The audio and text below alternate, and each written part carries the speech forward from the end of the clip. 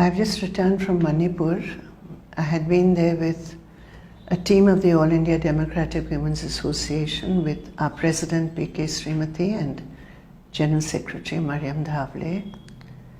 And we met a large number of victims, many women who were victims of sexual assault. And the reason why I'm speaking to you today is because the victims have asked us to expressly tell the women of India and the people of India about their grief, their suffering, and their despair. And that is why I'm speaking to you today. We met the women in the video which has outraged all of you. But their question is, does India care? So many days have passed. But they know that they have not got justice. You know the facts, so I'm not repeating the facts. But what we learned from them, that young woman and her neighbor,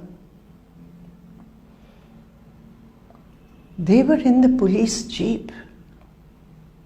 They were actually in the custody of the police. And they were told by the driver that he doesn't have the key and therefore he cannot drive the car away. And they were literally handed over to the mob. And that young woman, her brother, a young boy, he was in a hostel earlier. He was just 17, I think, 16 or 17 years old. He clung to his sister, tried to protect her. And they snatched him away from her.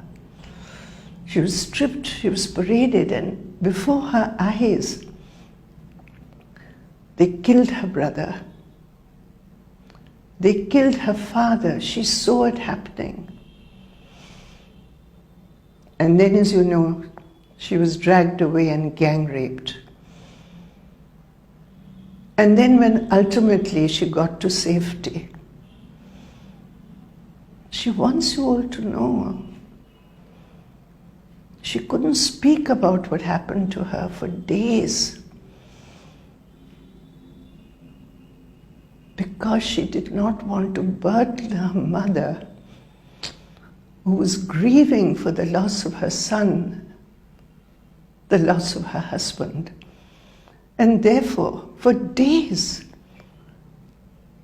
this victim of such brutality and barbaric, inhumane behavior could not speak about it.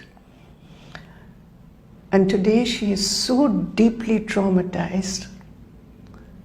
They despair because there is no justice. No justice.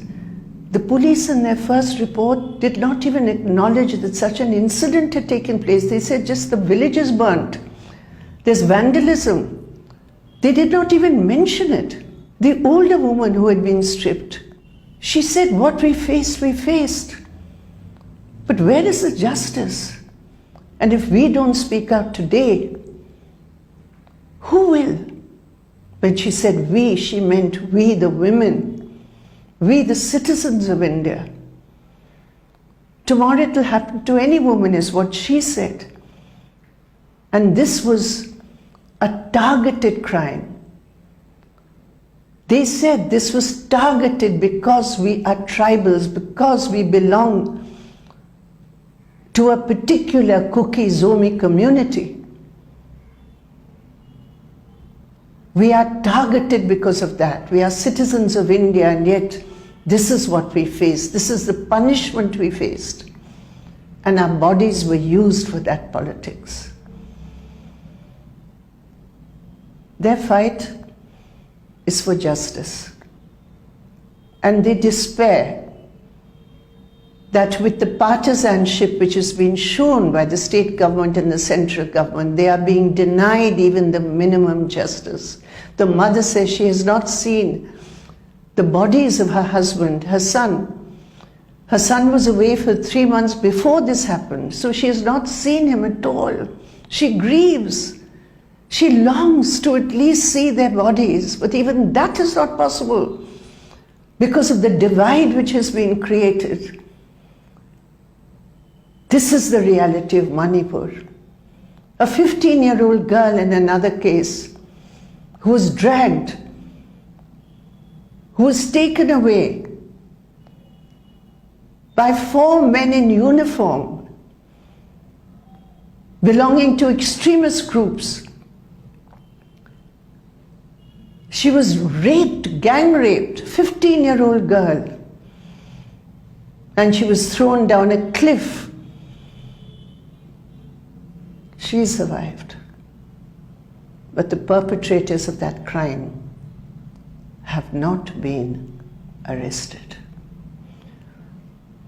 We met the father of Florence. We met the mother of Olivia, 2 young women who were working in a car wash.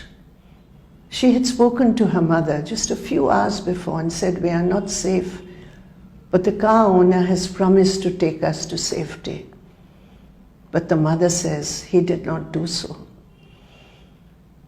He has not even helped in the investigation. There were so many employees there, many of them close friends with these young women who were sexually assaulted and brutally killed. But there's no justice for them. And they believe, the families believe, that as long as this government remains, the chief minister remains, they are the barriers to justice. They want me to speak to you, not on their behalf, because when they can speak, they will. There's no internet now in Manipur. They can't convey all this to you. They are being supported by women's organizations in Manipur, and I salute those organizations. And I appeal to all of you to even more strongly raise your voice for justice.